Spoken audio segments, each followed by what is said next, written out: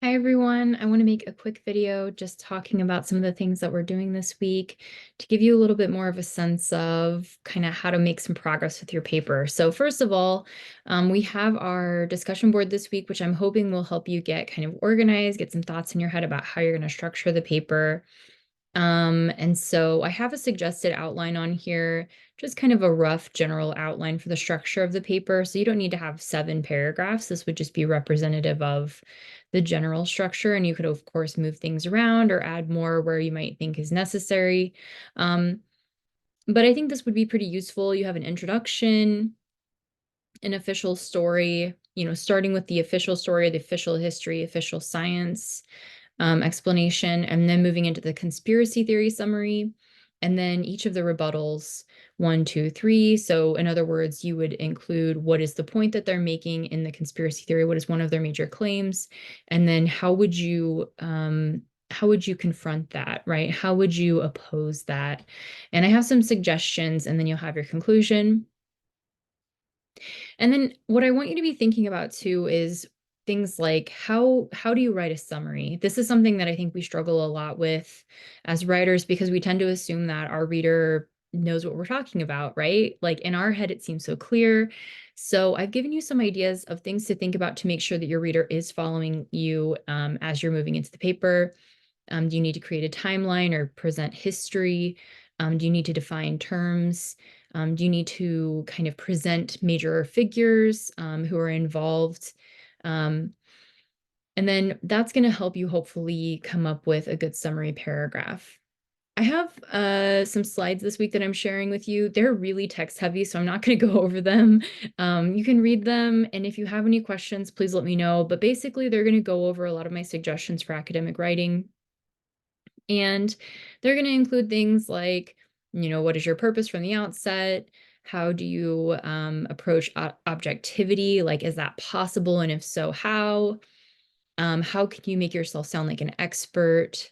How can you figure out if your paper's focused enough or if you need to make it more focused? How can you make your language clearer? What kind of terminology you should use? Should you use first person? Should you use second person? So it's a lot of text, like I said, but I'm hoping that this will be one place where you can kind of go, especially if you have questions, or if you just want to get a good overview or a review, to help you think about some of the rules of academic writing. And so just kind of keep in mind, these are the basics, right? But it's also going to be something to kind of keep in mind. I mean, stuff like purpose and objectivity, for example, those are going to be like kind of foundational in academic writing. And so you want to be thinking about, um, what that's going to mean moving forward too, right? So some of the stuff like first and second person might feel really basic, just like language rules, very surface level. And then when we get into things like purpose, that's going to get a little deeper, right? And so just kind of keep that in mind. Okay. And it might mean more to you as you move up later on and things like that.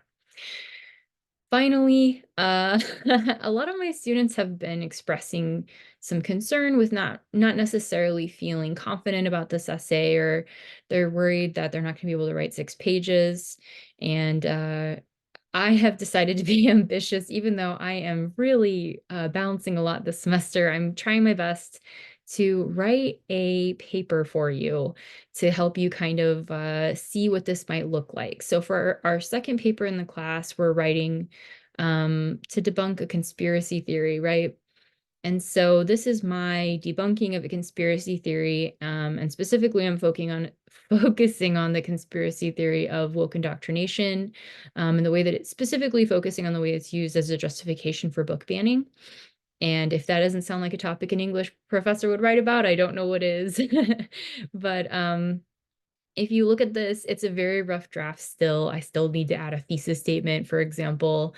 I still haven't really done my works cited page, but I'm going to keep working on it. And I think you'll get a really good sense of where I'm going. I have the first, page or so written for the most part. And then I have in bold my outline where I'm going to be going from here.